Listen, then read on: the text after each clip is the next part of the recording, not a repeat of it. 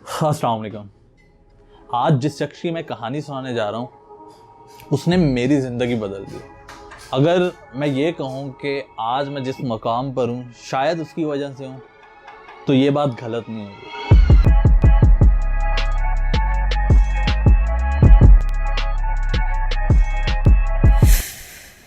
ये बात है 2010 या 2011 के बीच की।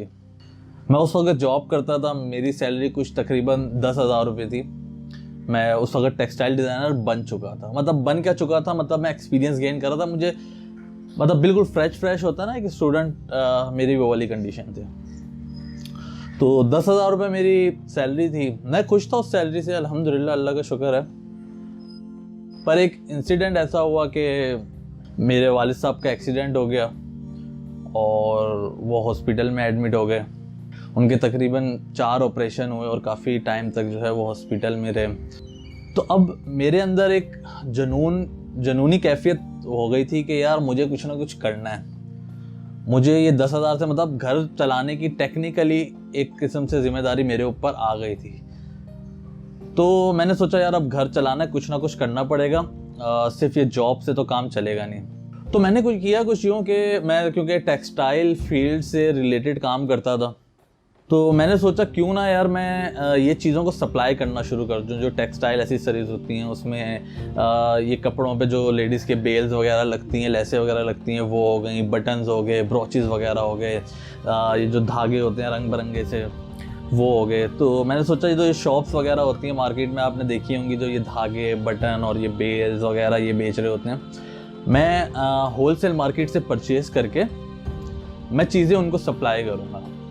क्योंकि जाहिर सी बात है होलसेल मार्केट थी मीठा दर, और वहाँ जाते हुए लोग, जाहिर सी बात है कि एक दुकानदार जो है उसका पूरा दिन ज़ाया होता है। तो मैंने कहा क्यों ना मैं ये चीज़ें डायरेक्ट दुकानदार तक पहुँचाऊँ। और मुझे एक बेनिफिट ये था क्योंकि मैं टेक्सटाइल इंडस्ट्री में ही जॉब कर रहा था और मेरे आसपास के जो मेरे रिलेटिव थे वो भी इसी फील्ड में थे। यानी वो लोग थे जो होलसेल मार्केट को माल बना के देते थे और होलसेल वाले बाकी आगे रिटेलर को बेचते थे। तो मेरे पास बहुत अच्छा मौका था। तो करता मैं कुछ यूँ था कि मैं जाके अपने रिलेटिव, जो मेरे दूसरे उस्ताद हैं, उन्होंने भी मेरी बहुत हेल्प की, लेकिन वो एक अलग कहानी है। मैं वहाँ से जाके उनसे माल उठाता था, क्योंकि वो माल जो है वो नेक्स्ट डे जाना होता था होलसेल मार्केट में बिकने के लिए। तो मैं उनको कहता था कि आप ये मुझे दे दें, अगर बिक गया तो कल मैं आपको पैसे दे दूँगा, और अगर नहीं बिका तो मैं लाके आपको वो चीज़ वापस दे दूंगा और आपकी वैसी मार्केट में जाके बिकना है। तो रात भर तो ये फैक्ट्री में पड़ा रहेगा ना, ये कुछ मतलब इससे कोई मतलब उनको कोई नुकसान नहीं था। और इस तरह से मतलब मैंने ज़ीरो इन्वेस्टमेंट के साथ एक बिज़नेस स्टार्ट किया। खैर पहला दिन था, उस वक़्त मैं 16 या 17 साल का होऊंगा शायद। तो मैंने माल उठाया 2-3 फैक्ट्री से। मेरे अपने मामू की फैक्ट्री थी, मैंने वहाँ से माल लिया। उन्होंने भी बोला आप जो चाहिए तुम उठा लो, और मैंने वहाँ से माल उठाया। 2-3 और जगह थी, मैंने वहाँ से सामान उठाया और वो उठा के मैं 8-9 बजे जब मैं अपनी जॉब से फ्री हुआ तो मैं वो माल लेके निकल गया। अब मैं शेरशाह से वापसी अपने घर की तरफ आता था, तो रास्ते में जो मार्केट पड़ी, एक पपोश की मार्केट थी, मैं वहाँ रुका, वहाँ रुक के बेचने गया। तो पहला तो लोगों का रिस्पांस ये था कि एक मेरी एज देख के और एक मतलब मासूमियत कह लो, या मैं शक्ल से ऐसा लगता था कि मतलब कि भाई इसको आराम से बेवकूफ़ बनाया जा सकता है। तो मैं जहाँ लेके जा रहा था, यार ये क्या डिज़ाइन लिया, ये तो बिकते ही नहीं है, इसका तो रेट ही नहीं है, अरे भाई इतना महंगा बेच रहे हो। खैर करा करके मैंने पपोश में भी कुछ माल को बेच दिया। और जब मैंने बेचा तो जैसे मैंने 1500 का माल बेचा था तो उन्होंने 1000 रुपये मुझे दिए हैं और 500 रुपये उन्होंने रोक लिए अपने पास कि भाई नेक्स्ट टाइम आके ले जाना है, या इस तरह से जो अक्सर मार्केट का सिस्टम होता है। पर ये अल्हम्दुलिल्लाह अच्छी बात थी कि वो जो 1000 रुपये मुझे मिले थे वही मेरी लागत थी, यानी जो माल की जो कीमत थी वो थी, बाकी 500 रुपये मेरा प्रॉफिट उनके पास रुक गया था। पर मुझे मज़ा नहीं आ रहा था।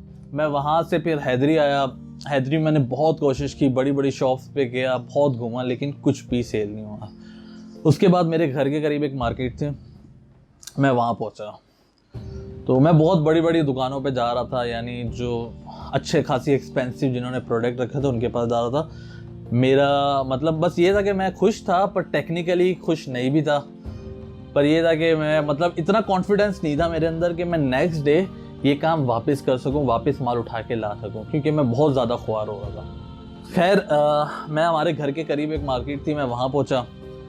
वहाँ एक छोटी सी दुकान थी, यानी वो इतनी छोटी दुकान थी कि उसमें एक ही शख्स बैठ सकता है एक वक्त में। खैर मैं उस दुकान पे गया तो वहाँ पे जो मौजूद शख्स थे वो इत्तेफाक से मेरा फ्लैट है वो वहीं पे रहते थे। तो उन्होंने मुझे पहचान लिया। मतलब बेटा तुम यहाँ पे कहाँ पे? मैं ये अंकल मैं ये बेचने आया हूँ, ये लैसे बेले वगैरह हैं, तो ये सप्लाई कर रहा हूँ, आपको बड़ी सस्ती दे दूंगा, आप मार्केट जाके ख़रीदने इतना टाइम लगता है, टाइम ज़ाया होता है, तो आप मुझसे ले लें। उन्होंने बोला अच्छा बेटा दिखाओ क्या चीज़ है।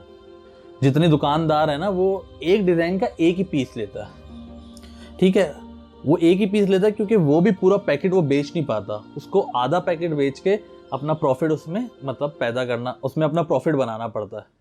यानी वो एक ही डिज़ाइन लेता है और उसका भी आधा पैकेट बिकता है और उसी में से उसको अपना प्रॉफिट बनाना पड़ता है। तो उन्होंने देखा मेरे पास उस वक्त 4 पैकेट बचे हुए थे, जिसमें से वो 2 डिज़ाइन के थे, मतलब एक डिज़ाइन के 2 पैकेट, यानी टोटल 2 डिज़ाइन के 4 पैकेट थे। और वो छोटी दुकान, और अंकल ने देखा हाँ कितने का बेटा? मुझे शायद मैंने 700 रुपये का बोला, कुछ इतने का बोला, 300 या 400 रुपये का वो पैकेट मुझे पड़ रहा था। तो मैंने बोला अंकल ये 700 रुपये का। उन्होंने बोला ठीक है 4 पैकेट मुझे देता हूँ। 2 पल के लिए मैं बहुत कंफ्यूज हुआ। मैं उनकी शक्ल देख रहा कि यार इतनी छोटी सी दुकान है, इन्होंने मुझसे 4 पैकेट खरीद लिए। तो मैंने जैसे उनको पैकेट पकड़ाया, उन्होंने जेब से पैसे निकाले जो मेरे ख्याल से 3000 थे या 2800 थे, और उन्होंने मुझे दे दिए। 3000 रुपये थे शायद, हाँ। और मैंने अंकल मेरे पास चेंज नहीं है, मैं आपको लेके आता हूँ। उन्होंने नहीं बेटा ये रखो, अगली बार जब तुम माल लाओगे ना 200 रुपये उसमें एडजस्ट कर लेना। कुछ थे अमाउंट मुझे सही तरह याद नहीं। हाँ बहुत ज़्यादा हैरान हुआ। मतलब कल फिर माल लेके आना दूसरे डिज़ाइन। मैंने अच्छा, मेरा कॉन्फिडेंस बढ़ गया कि यार मैं जो माल लेके आया था सब बिक गया और 1500-1600 रुपये मुझे एक दिन में प्रॉफिट हो गया था। तो मैं काफ़ी खुश था। दूसरे दिन मैंने फिर माल उठाया, मैं फिर घूमता हुआ जब आखिरी उनकी दुकान पे पहुंचा, जितना मेरे पास माल था उन्होंने बोला हाँ ये सब मुझे दे दो। उन्होंने सब कुछ मुझसे खरीद लिया। तीसरे दिन फिर ऐसा हुआ। मैं एक दिन गैप के बाद जाता था, एक दिन जाता था, फिर एक गैप के बाद दूसरे दिन डिज़ाइन लेके जाता था। तो जब उनके पास जो चीज़ लेके जाऊँ वो मुझसे ख़रीद लें। और दुकान छोटी सी थी, सेल भी उनकी कोई बहुत ज़्यादा नहीं थी, तो हल्के हल्के मैंने उनके साथ वक्त गुजारना शुरू कर दिया। तो उन्होंने मुझे कहा कि यार तुम्हारा काम इस तरह का है, ये लेबल्स वगैरह का, तो चलो मेरे साथ, मैं तुम्हें किसी से मिलवाता हूँ और वो तुम्हें काम देंगे तो तुम्हारा काम बन जाएगा। मैं ठीक है तो उनके साथ मैं बाइक पे गया। तो नाम आप लोगों ने सुना अफरोज टेक्सटाइल का।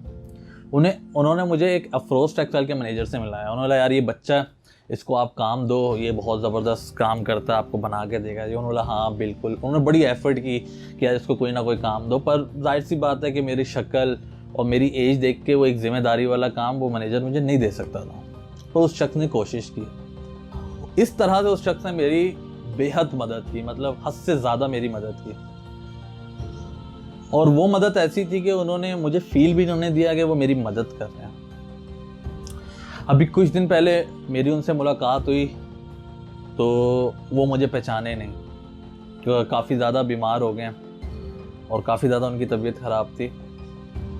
तो मैं उनको वापस घर तक छोड़ने गया। रास्ते में उनको बताता रहा अंकल मैं वकास आपको माल देता था, लेकिन नहीं, वो मुझे नहीं पहचान पाया। तो जैसे एक बिल्डिंग को सहारा देने के लिए 4 पिलर होते हैं ना, तो मैं अगर कहूँ कि उस वक्त वो मेरा एक पिलर बन के खड़े हो गए थे तो ये बात गलत नहीं होगी। अल्लाह ताला उनको सेहत दे, लंबी ज़िंदगी दे, उनके लिए आसानी पैदा करे।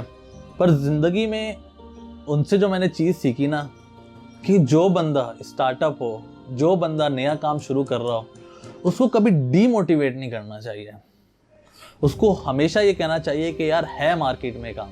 हम लोग क्या करते हैं, हमारा सिस्टम क्या है कि जब यही मैं बात कहूँ कि जब मैं ये सामान लेके निकला तो काफ़ी लोगों ने बोला भाई कहाँ जा रहा हो? मैं बेचना जा रहा हूँ। अरे भाई कहाँ जा रहे हो यार, पेमेंट फंस जाएगी, पैसे देते नहीं हैं लोग। अरे भाई कोई नहीं खरीदेगा, लोग मार्केट से खरीदेंगे, तुमसे कोई क्यों खरीदेगा ये चीज़ें। तो मुझे वैसे ही इतना मैं डीमोटिवेट था जब मैं ये काम करने के लिए निकला। तो पर उस शख्स ने जो है मुझे मोटिवेट किया और मुझे उन्होंने बहुत सारे तरीके बताए कि यार तुम किस तरह से काम कर सकते हो और क्या क्या माल ला के मार्केट में बेच सकते हो। और वो मैंने अल्हम्दुलिल्लाह बेचा और अच्छा मैंने मतलब अच्छे पैसे कमाए उससे। तो ज़िंदगी में ऐसे लोग बहुत ज़रूरी हैं अक्सर हम लोग जो हैं कई जगह पे ये फील करने लग जाते हैं, मुझे भी उस वक्त फील हुआ जब मैं उनको माल बेचता था कि यार मैं तो सही बेवकूफ़ बना के इनको चीज़ें बेचता जा रहा हूँ। पर एक टाइम ऐसा आया जब मेरे दिल में ये चीज़ आई कि यार ये गलत हो रहा है।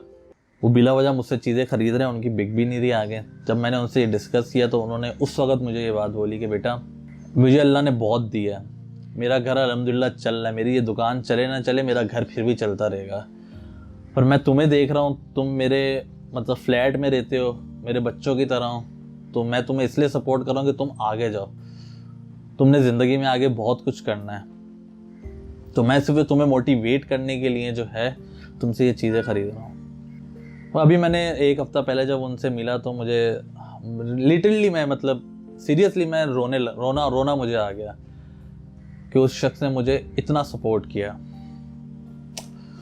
और आज आपके सामने मतलब एक कंपनी का डायरेक्टर बन के बैठा हुआ हूँ। अल्लाह ताला ऐसे लोग हर किसी को दे और हमें भी इस तरह का बनने की, अल्लाह ताला हमें भी इस तरह की हिदायत दे कि हम भी इस तरह से इनडायरेक्टली लोगों की मदद करें और उनको मोटिवेट करें और उनको धक्का दे के आगे लेके जाएं, उनका हाथ पकड़ के उनको ऊपर खींचें। खुद आगे निकल के हमेशा पीछे मुड़ के देखना चाहिए और पीछे वाले का हाथ पकड़ के उसको आगे लेना चाहिए। अभी दौर ऐसा है कि जो अच्छा कमा रहा है अगर आप उससे भी मशवरा करने जाओ तो वो रोता ही है कि भाई बिजनेस नहीं है, कारोबार नहीं है, कुछ भी नहीं रखा, प्रॉफिट तो है ही नहीं, प्रॉफिट तो है ही नहीं। और जिसके पास कोई उम्मीद नहीं है वो और नाउम्मीद हो जाता है और इस नाउम्मीदी की वजह से वो ज़िंदगी में बहुत सारे गलत फैसले करने लग जाता है और जाने अनजाने में हम उसको तकलीफ़ पहुंचा रहे होते हैं, उसको नुकसान पहुंचा रहे होते हैं।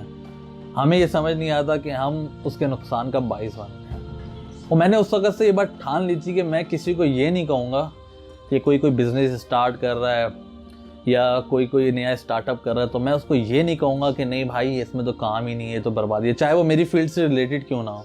बल्कि मैं उसको मोटिवेट करूँगा कि नहीं भाई तुम करो ये काम, उसको रास्ते दिखाऊँगा, उसको वजह बताऊँगा कि ये किस तरह से इस काम को तुम ग्रो कर सकते हो। और मेरा पास ज़्यादा नहीं 10 साल का एक्सपीरियंस है बिज़नेस का, लेकिन इस 10 साल के एक्सपीरियंस में मैंने एक चीज़ सीखी है, जो दूसरों की आगे बढ़ने में मदद करता है ना, फिर अल्लाह ही उसको लेके आगे चलता है।